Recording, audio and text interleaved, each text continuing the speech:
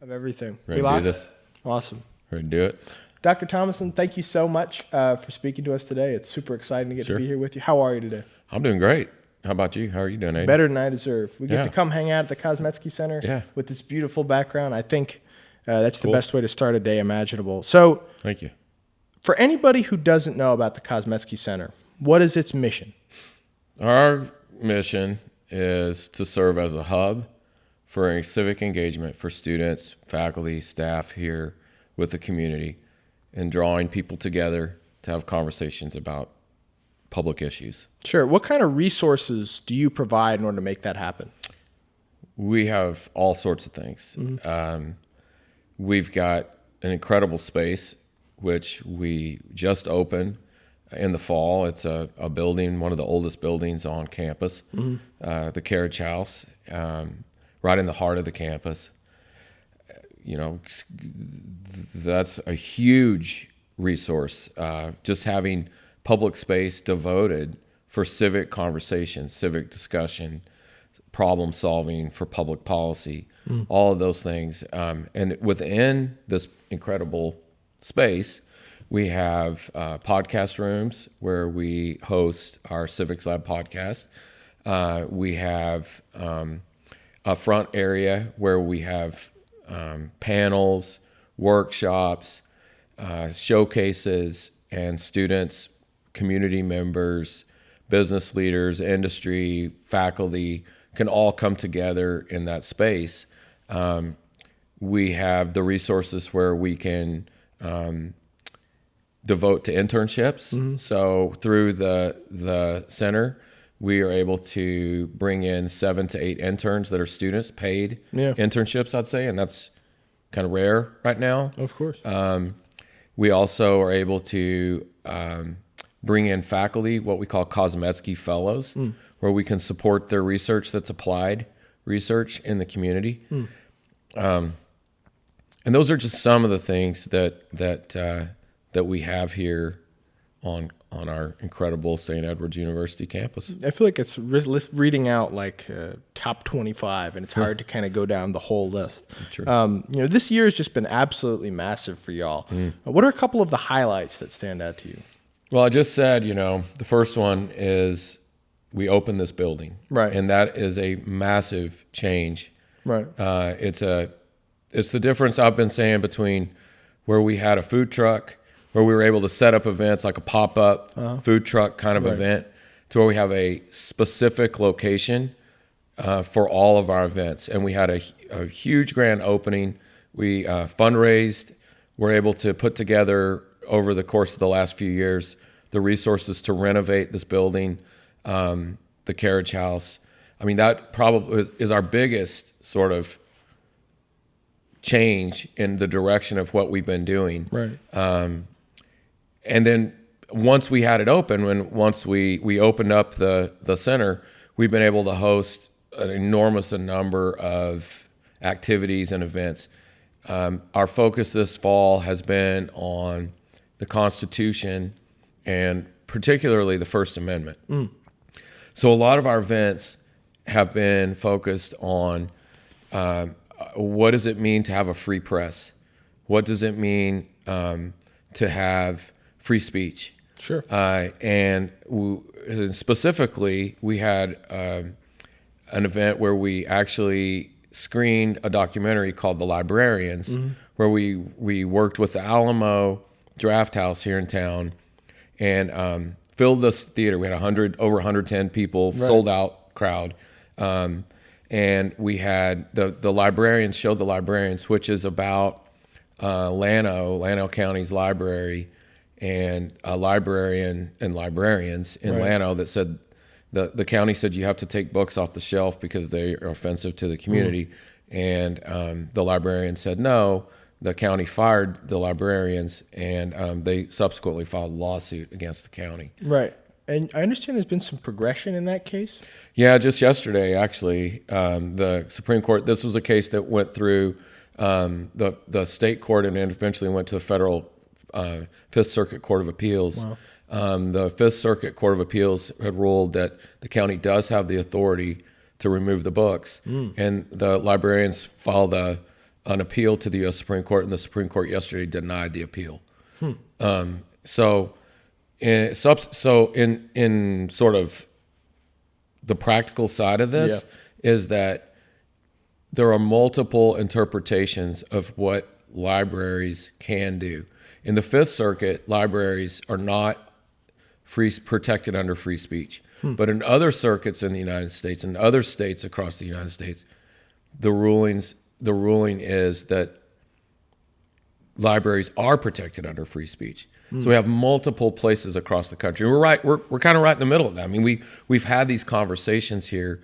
That's one of our events. The other one was we did another one on free press, where we looked at rural newspapers across the country, and we showed a documentary called For the Record, which is about a small town. I grew up in the Panhandle, and it's a town north of, which hard to believe there's anything north of where I grew up, but there are places north of Canyon, and this is a small town north of Canyon, Canadian, Texas, and their paper closed, and it was the pressures on that paper, and so we showed that documentary, had through the partnership we have with Texas Tribune, and we had reporters from different parts of the state, rural reporters, talking about the struggles of a free press in a rural community. For sure.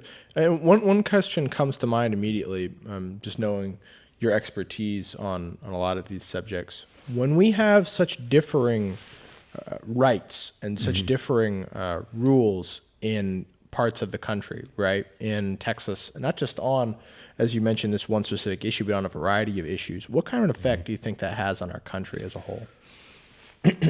Well, I think it depends on how you view what's called federalism. Sure. You know, if you see federalism as a way that the national government, which has supremacy in the supremacy clause, where the national government has authority greater than the states, then there is uniformity. However, there are other ways to view federalism, and some of those ways through, for example, the 10th Amendment, where in the 10th Amendment, the powers that are not specifically delegated to the national government are reserved to the states. So while the Bill of Rights has been, through the 14th Amendment, has been applied to states, the 10th Amendment also says there are certain things that the national government shouldn't move into. And so the U.S. Supreme Court right now is really in a position where they are putting more emphasis on diversity of state application. So in the case of libraries, it's a good example where the court denied hearing that case, and the consequences of that are we'll have multiple interpretations of what a library can and can't do. In Texas, libraries counties and municipalities can restrict certain books on the shelves. In other parts of the country, they can't. So differences in state interpretations the court seems to be leaning towards allowing states more flexibility. And that's not just in libraries and free speech. It's in a lot of other areas of rights that we've seen over the last several years.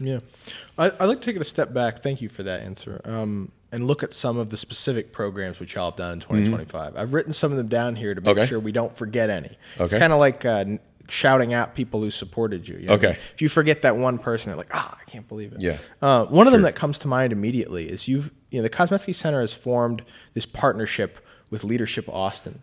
Could you tell us a little bit about how that came about? Well, first, I'll say Leadership Austin's just an incredible group. But Jill Goodman, who is the CEO of Leadership Austin, she and I have been talking about over the last year or so kind of how we could best connect students to what they're doing and helping students to gain mentors, to see how they can be involved in the community in ways that they can maybe get internships and then get jobs. And so Jill has been really great about thinking through that as a good thought partner. And she and I kind of came up with this idea that we should start kind of like a student cohort of Leadership Austin. And PJ Diamond, who's from Leadership Austin, has been the lead on organizing that. And it's just been great. We've had 30, 40 students. It was selective from leadership groups across campus, athletics, academics, student life, campus ministry, student orgs, all of these different groups. We asked students and faculty and staff to recommend and nominate students, and we had 30 to 40 students. And we've had incredibly interesting conversations with folks from all over town, city council members, leaders from business, leaders from nonprofits that have all come in and been so generous with their time with the students. And it's just been great, and we plan on doing that again in the spring. Yeah, and I think that was one of my points, is how can we expect that partnership to grow in the future? Well, I see in the spring a lot of energy around this, and not just on panels, but also going out into the community, going to different places where the workplace, going to community events, volunteering together, reaching out to places where we wouldn't typically think of leaders, but being innovative and finding places where leadership exists, but we're not really recognizing that leadership. I think that's really fascinating. And one other thing you mentioned that's really smart is you showed some of the different ways that Kozmetsky is providing opportunities for students, and opportunities that go far outside of just, hey, here's what you're doing in a class, right? The Kozmetsky Center itself providing a numerous amount of paid, and not just not paid like minimum wage, and like, here's enough to scrape by internships, like really supportive opportunities for you to grow, do incredible work, and be able to, to take care of yourself while you're doing it. And that's really amazing. And then you mentioned here kind of that pipeline where Kozmetsky is giving students a platform to connect with future employers, things along those lines. And I think that's something that as students begin to pick up on that, and they already have, obviously, that's a resource that's unbelievable for them. One thing kind of along those lines in terms of student showcases, student opportunities, we just wrapped the student showcase here at the Carriage Center last week. Had about a zillion folks here. Yeah, it was great. Can you talk a little bit about that? Sure. About it? Well, it's the second time we've done it. And this round we have the projects came from Kozmetsky Fellow breakouts. So faculty, we had 7, 8 different faculty members across campus in all different areas of campus that were applied for and received a Kozmetsky Fellowship. And then they recruited a small group of students that they worked with on specifically on connecting their interests to Austin. So it had to be something that we're trying to solve or connect what we do at the university to something in the community, and then tying them in with business or art, theater, entertainment, sports, environment, whatever it is. And then the results of those projects we showcased in early December, what the students had been working on. And so some of the projects, some examples, we had one student who was working on an AI project, which the citizenship test, the U.S. citizenship test has changed, where there's more questions, and AI can be a very helpful tool in going through information and being able to understand the questions and being able to successfully navigate the citizenship test, or to be successful in passing the citizenship test. We had another project where a student was actually working on various components of the Austin film world. So students went to Robert Rodriguez studio here in town, Troublemaker Studios, and met with, not with Robert Rodriguez, but with his number 2 person at the studio, who she's been there with him since the beginning. Did a full tour of the studio, got to see the largest green screen in the state of Texas. And that's pretty cool. It was incredible. It was so awesome, and I was really lucky to get to go. Saw some of the props from some of my all-time favorite movies in there, and And then we have a project that we worked on, which is related to the environment, called Get Fertilizer Wiser, right? Which is an outreach program to help homeowners realize chemicals in your lawn have an effect on the water in our community. Yeah. And simple things like removing chemicals, fertilizers, and just moving to an organic fertilizer can make a big difference in our water quality. Yeah. And these are just a few of the projects that students worked on this semester. Absolutely. Public transportation is another one. Yeah. The music scene, psychedelic music here. So, I mean, we had 30 or 40 projects this year. Well, and afterwards we interviewed the dean, and one of the things, as well as Dr. Lisa Kirkpatrick, who is a community leader here. And one of the things we heard time and time again from leadership was just how important it is that young people are getting this opportunity to do experiential learning. And, looking at some of these projects, a project where students are experimenting with artificial intelligence to make, projects, things along those lines. That's the number one thing I think that young people in this country want to be doing right now, because they see that as a new frontier where they can really build skills, and not just in skills that can equate to job opportunities, right? And so stuff like that I think is just incredible. Yeah, and I'll say this: I think a lot of times the word that people use, experiential learning, is overused. Really, and I think because it's misused. And I think you're right in saying that this is experiential learning. But a lot of times places use that term just to indicate some kind of project they did in a class that doesn't really have meaningful value to the community. And so we truly are doing so I think in this case we are doing experiential learning. Yeah. What in your mind, what constitutes experiential learning and what is important about it? I think it has to take theory to practice. Okay. So I'm I believe firmly that if you want to be good at whatever it is that you seek to do, that you first have to have a basic understanding of that thing. If you want to play guitar, you can't just pick up a guitar and start playing. You have to learn the process. And the process of it is learn by doing. Right. You learn by doing. You get better. You can't read a book about guitar and expect to play a guitar. You can't read a book about lifting weights and expect to be like, Hulk Hogan. I can. Well, yeah, of course you. Yeah, I mean, it's just obvious. It's clear. I'll tell you one joke that made me think of. Charlie Munger was once asked, Charlie, do you play the piano? And he responded, I don't know. I've never tried. There you go. And I always felt like that was kind of. That's funny. That's good. I'm going to use that. It was horrible. But that's, you learn by doing. Right. And a lot of times experiential, for us, you've got to have a basic knowledge. Right. But you have to apply that knowledge. I may learn politics in a book, but I can't do that's not politics. You have to take what you're thinking about, learning about, and then applying it like a lab. It's an experiment. And then a university's role should be developing laboratories for experimenting with ideas. And just like science has figured this out a long time ago. Yeah. I mean, that's the whole point of science is let's control the things. Let's create an environment where we control certain things and analyze how these things affect the outcome. And then let's measure it and repeat it. And we don't do a good job in that in the social sciences. Business has figured this out. Business does this.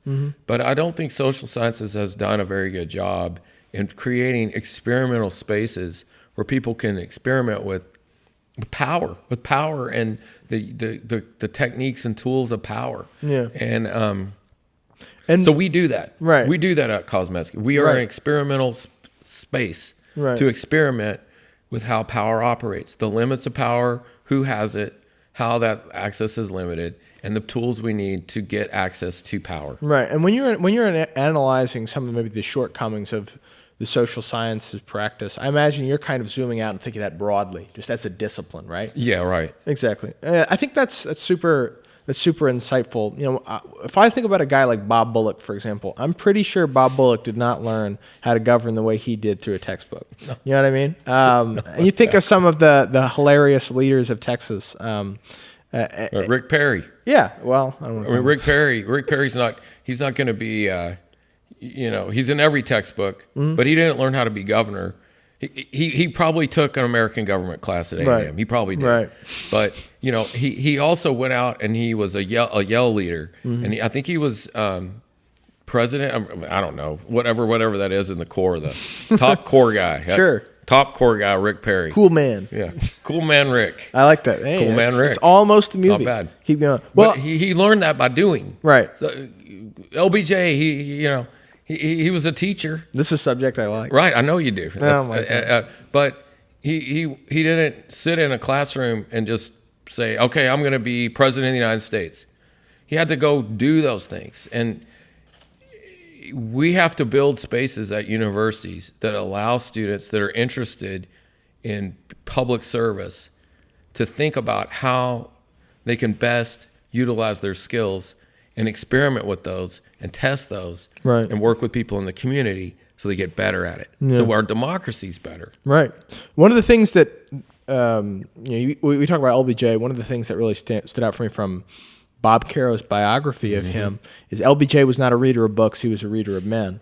And, if you're going to be a reader of men, you build that in person, talking to people. Right. And, you and I talk about the things that are really impactful about our, education at St. Edward's. And I think we would agree, much more than any textbook I've ever read, much more than anything I've done along those lines, the experience that I've got in university working with other people who, are intelligent and who are interested and capable, but, other people who aren't under the stress of having to do this in, say, a 100%, like doing business can sometimes be a caustic environment. If you screw it up, it's very stressful. And so having, like you talked about, a lab where we can get that learning, and I think that's one of the most important things Kozmetsky is working on right now. Because I don't believe in pressure. I don't think that it exists. I think it's self-inflicted. I think the idea of creating pressure on somebody is built on either expectations they hope to achieve. I want to get an A, or I want to get this job, and I have a lot of pressure on me to get that job, or I've got a lot of pressure on me. But it's self-inflicted, right, not real. And or maybe it's somebody else, like your boss comes in and says, you got a deadline, you got to get this out by noon, and oh, I got a lot of pressure to get this done. But in reality, I think those are self-created. Those aren't real. They're not. It's not a real thing. How you handle it is the determiner. And a lab, like you're saying, that stress, the idea of how does somebody handle stress?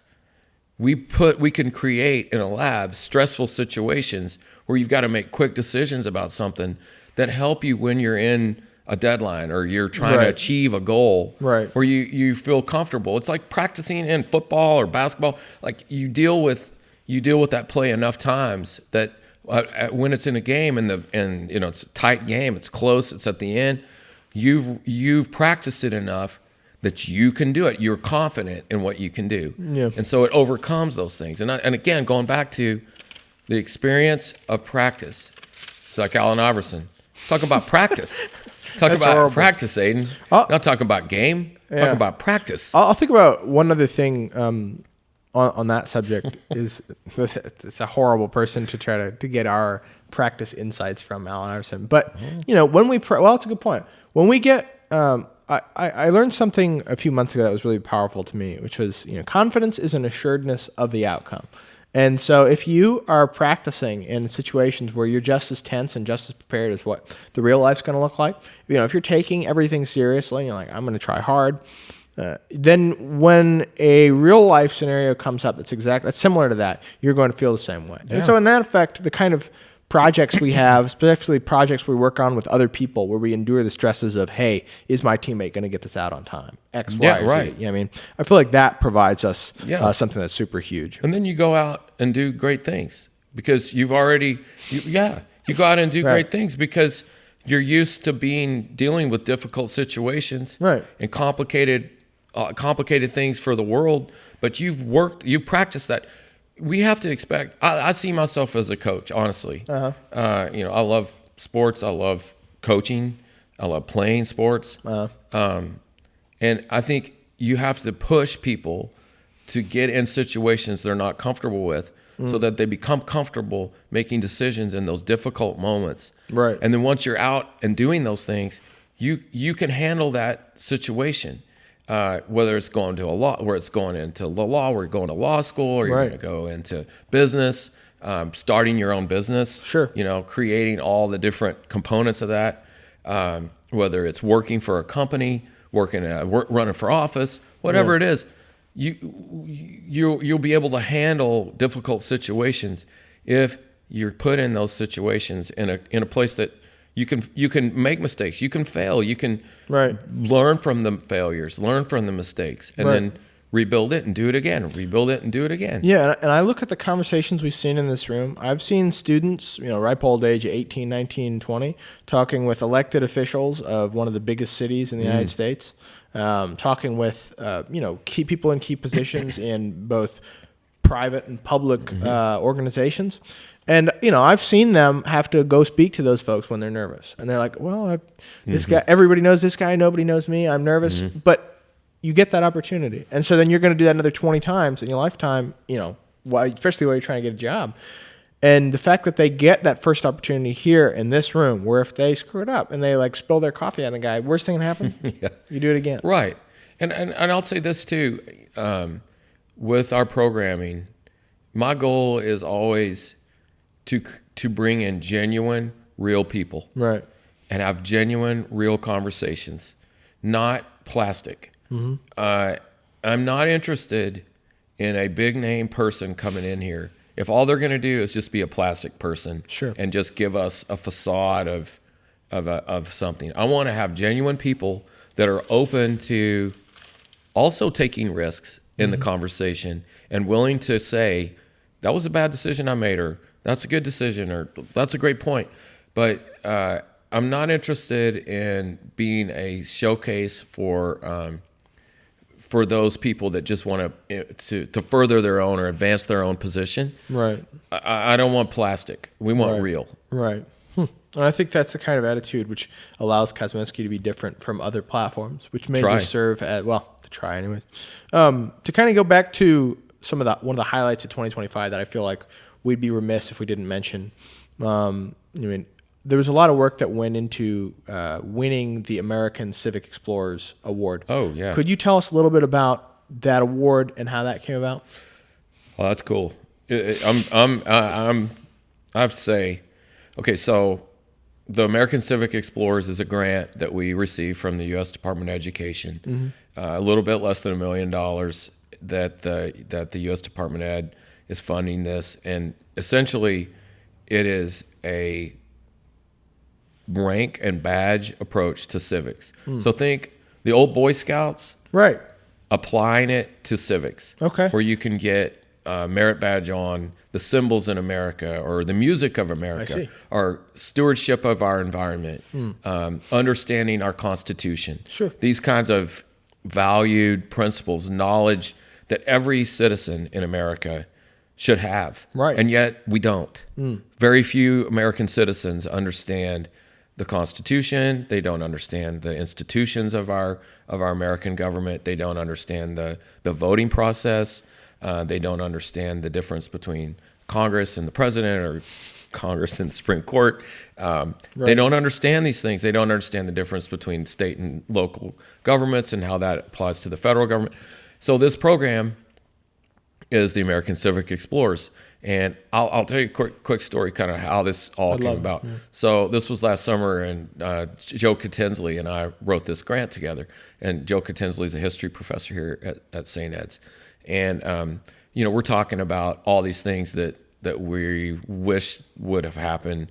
We wish that these, so when I was a kid, I was in Boy Scouts. And I was a Boy Scout till I was 7th or 8th grade. And I got Life Scout. One rank away from Eagle. And I had all the merit badges I needed. I had everything, had all the ranks, and I went through all these programs, the junior leadership training, through the Boy Scouts. I went to Philmont. I went to Jamboree.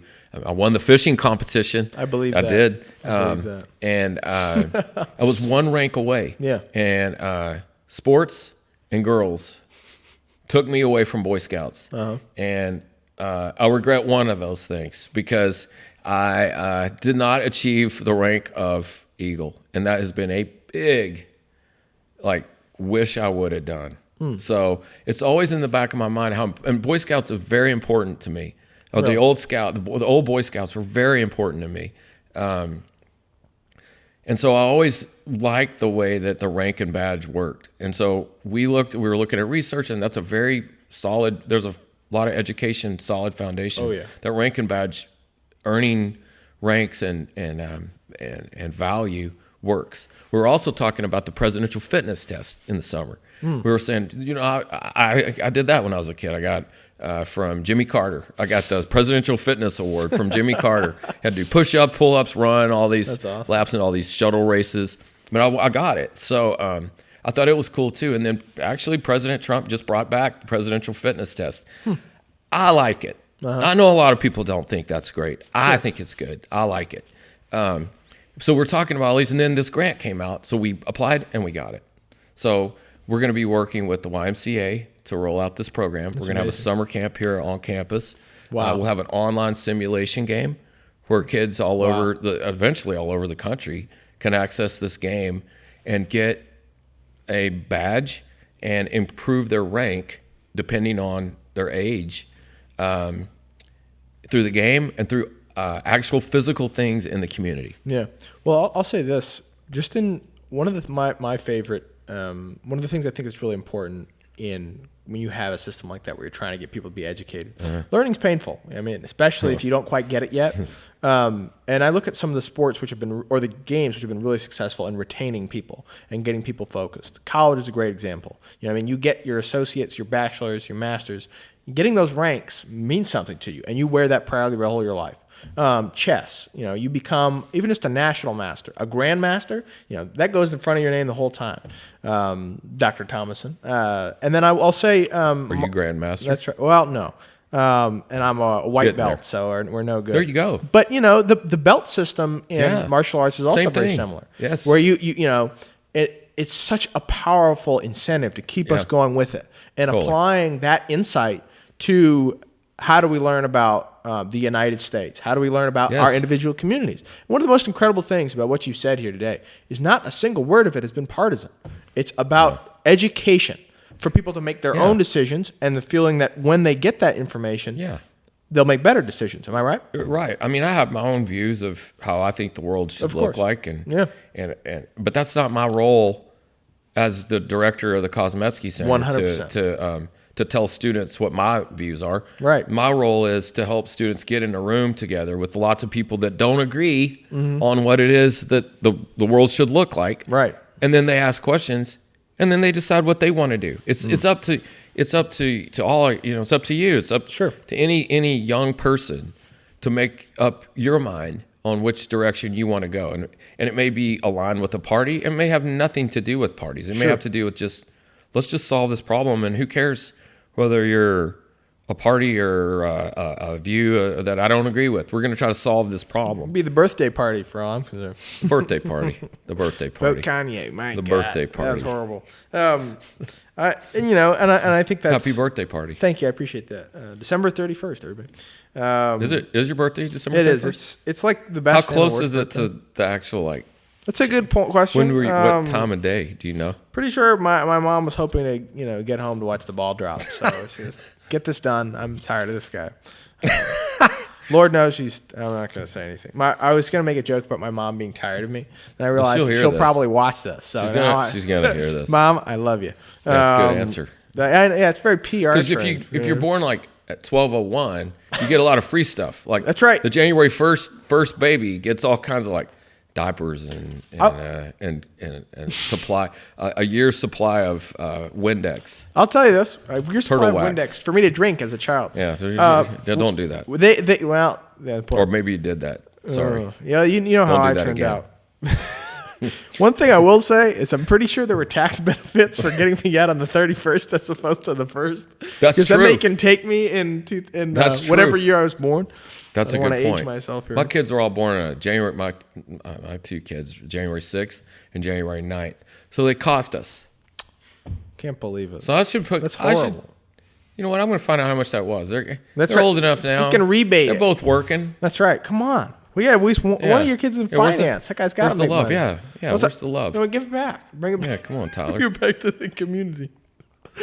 So looking forward to 2026. Obviously, the American Civic Explorers program will continue into there. Yeah, it's going to really kick off in 2026. Oh, yeah.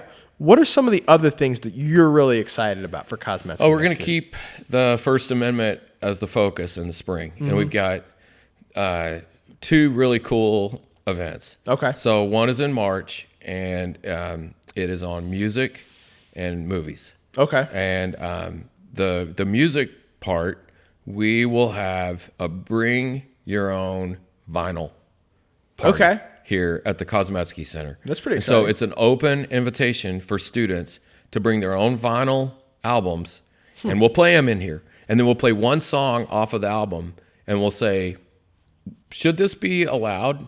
Should you be able to play this kind of music? Is free speech protecting this? Is this the kind of speech we feel comfortable with? And even if you're not comfortable with, should you allow that kind of expression through music?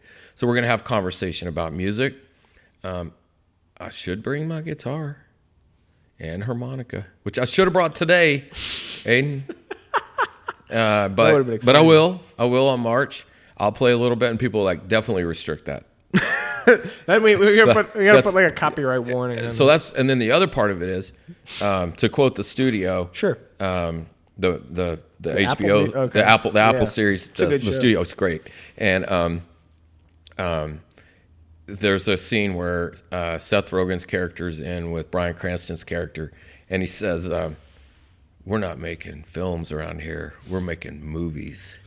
And so we're going to have a discussion about movies and about whether First Amendment protects movies and the kinds of things in movies that should or shouldn't be protected. So we're going to show clips from films, movies, and ask students to say, that should be restricted. You shouldn't allow that. Now, I'm not going to show lots of stuff that you could show in movies. We're going to keep it clean. This is St. Edward's University, Catholic University. Right. So we will be true to the mission. But there are things out there that people film that the questions are whether or not those should be protected or restricted. For sure. And we're going to have that conversation. Yeah, and I think you can have plenty of questions about that aren't, where it's, obviously you can look at something that's really gory or maybe pornographic. Yeah, right. And you can have arguments about that all day long. But stuff that might be more interesting is how about things that are research focused, right? Sure. What if you have someone who is doing something that's like a really in-depth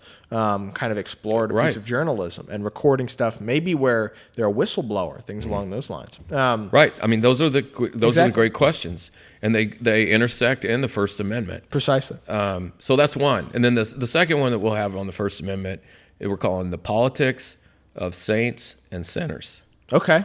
And it's on First Amendment and free exercise clause, religious free exercise, and the Establishment Clause, which are the two components of religious expression in the First Amendment.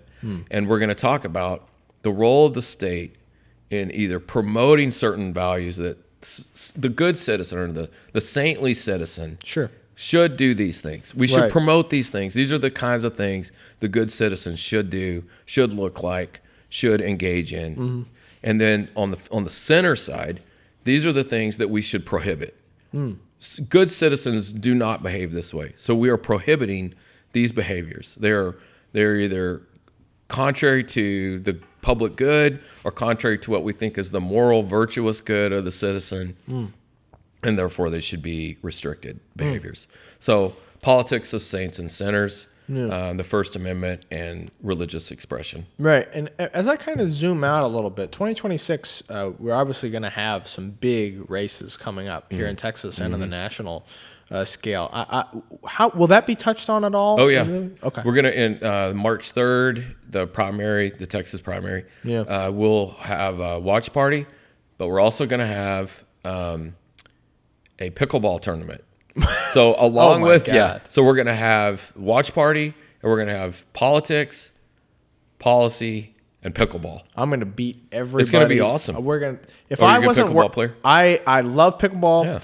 I am the St. Edward's ping pong champion of my freshman year. Like the Forrest Gump of St. Ed's. Now that's a nice thing to say to a guy. Yeah. Now that's like that makes me sad. You like that? Now that Yeah. There's a new movie with Life's like what's a box his of face? chocolates. He's Hanks? It's the other one. There's a lot of actors. The guy that was in Dune. The guy that's in Dune. Oh, Timothy Chalamet. Yeah, he's in a movie about ping pong.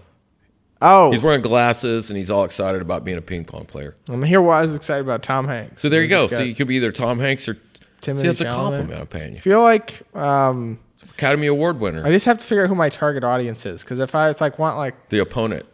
wow, now your that target. now that is an opponent is your athlete's target. response. Somebody here must have been in Boy Scouts. But only life. Not That's Eagle. right. It was Declan who was in Boy Scouts, by the way. Was he there? No, he wasn't. he was probably talking about the programs, and he was probably like, "What's that? A Sparrow Scout? I never heard of that." That was a joke, to clarify. I see. And Keep your eye on the sparrow. yeah. Well, my favorite part is to make fun of people off camera, so they can't respond because the mic doesn't cover their audio. Good. So all of those sound super duper incredible. Yeah. I know there are some. What are some of the ways you feel like people can best stay up to date with Kozmetsky's upcoming events? I think we've got really good social media. So our Instagram, Behind the Cause, LinkedIn. We have a LinkedIn account which updates regularly on what we're doing.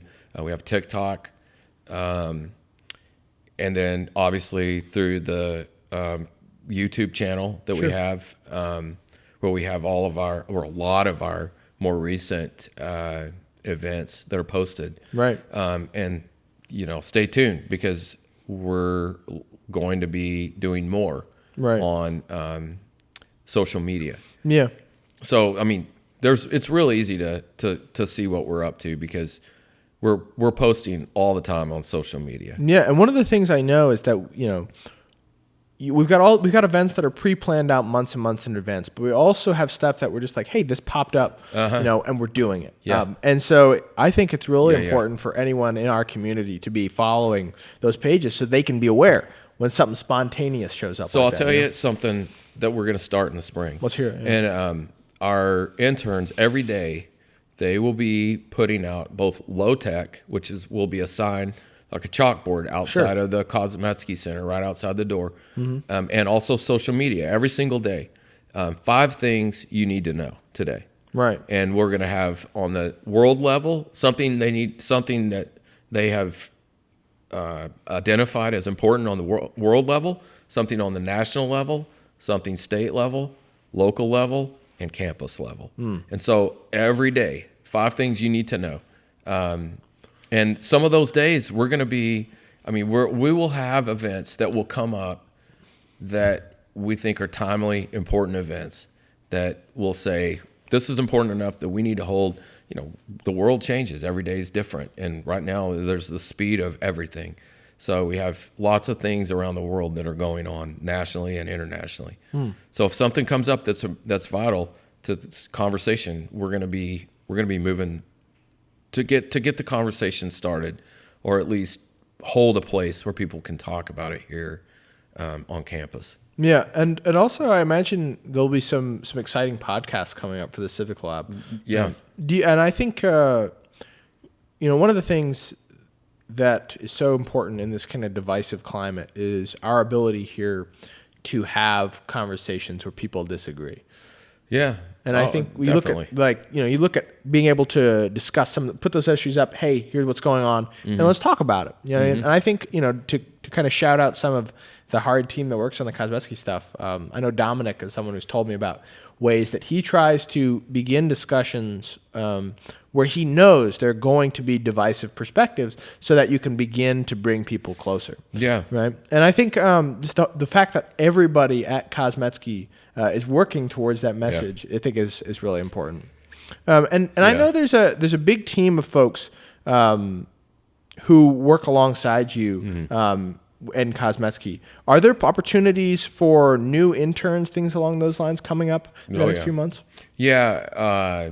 We have a new group of interns coming in the spring. Right. And they're from all different parts of campus. Yeah. Athletes, folks in business, folks in science, humanities. There's some in social sciences. I mean, we have, and I want that. I want a large, different group of students coming together. Right. And so each semester we'll hire new interns. And so in the fall we'll have a new group of interns. We'll also have in the fall a new group of Kozmetsky faculty fellows. It's exciting. Yeah.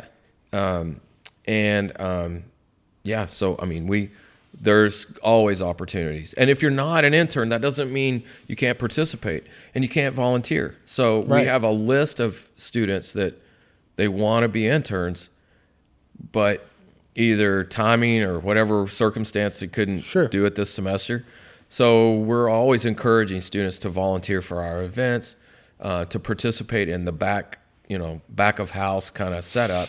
So you kind of see how the thing operates, where 100%. When the curtain opens, like the wizard appears, but the wizard's just a man behind the curtain, so you gotta see behind the curtain and see kind of what happens. And it's not always the spotless, perfect image that we portray. Right. Because we have to work through it. We're all human. So, but our team is great. I have Allison Brooks, who's our assistant for the Kozmetsky Center. We've got DSE, who's working really hard on social media, doing an incredible job. We've got all our interns. We have Caleb Cockram, who is our business manager, and he's incredibly good. And then obviously St. Ed's. I mean, this is a great place. The opportunities here to build this are not possible at a lot of places. No. St. Ed's has given us the tremendous leeway to come up with and create a social entrepreneurial environment, which not all universities would support that. Right. And one might even say that very few would. I think so. Just because of the level of innovation required to make something like this happen. And you even look at just this building. Oh, yeah. You can never do this at the University of Texas.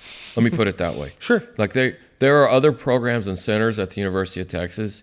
We're not those places. We are humbly, though not incorrectly, better than them. Sure. Because we have the ability to experiment, to come up with solutions, and then put them in practice, and then do it again so quickly. We're not a bureaucratic institution that's slow. We're quick. Yeah. We're nimble. And that kind of entrepreneur. Can't believe made you laugh in the background there. I think that kind of entrepreneurial thought is part of what makes this attractive to the whole community, right? The state. I feel when I talk to student interns here, when I was taking internships coming up, most internships you get are like they put you inside of something they know you can't break. And then they just say, just kind of sit there and do stuff. Interns here or volunteers here have a real impact. They have an opportunity to aid in the decision making on relatively important things. Their insights are going to have real effects on how the program gets fulfilled. Yeah, that's true. Because, I want input. Right. And it's not a static thing. Right. It's dynamic. Things change and they change before the event. So planning it, we want input. That's the point of being an intern, is being able to come in and be creative. Like this is creative space for everybody. And it's dynamic. It's not static. It evolves. And no specific event happened just from the point that we started to when we ended up. The point we started was never the same as where we ended up with that event. Perfect. Dr. Thomason, I think that about wraps us up. I want to say thank you so much for taking your time. Thank you. 2025 has been an incredible year for Kozmetsky, and some of the stuff you shared, 2026 in my mind is going to be even bigger. Yeah. We really appreciate you. Go Toppers. Yeah. Hold on, we have to do this for the camera. Go Toppers. There we go. Still undefeated basketball team? No. They lost on Saturday. Cut that. My God. Thank you very much. 10-0, 10-1 now. All right.